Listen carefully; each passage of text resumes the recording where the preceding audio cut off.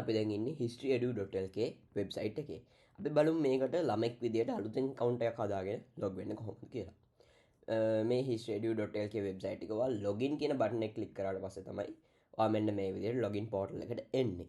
මෙතනින් පුළුවන් ඔයාට account එකක් තියෙනවා නම් දැනටත් ඒ account එක හදපු phone number එකයි ඔයා account එක හදනකොට දීපු password එකයි දීලා ඔයාගේ පරණ account එකටම log වෙන්න.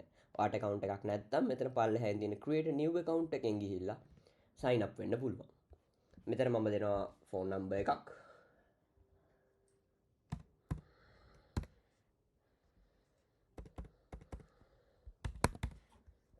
පාස්වර්ඩ් එකක් මම දෙනවා.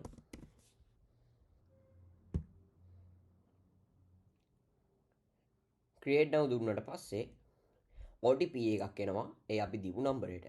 ඒකත් එක්ක මට පුළුවන් මගේ විස්තර ටික මේකට ඇතුල් කරගන්න.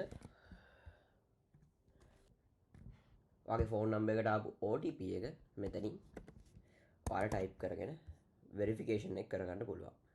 ඊට පස්සේ complete the form දෙන්න මේ තියෙන්නේ ඔයා අපේ LMS එකට අලුතෙන් account එක create කරගත්තට පස්සේ ඔයාගේ account එක පෙන්වන විදිය.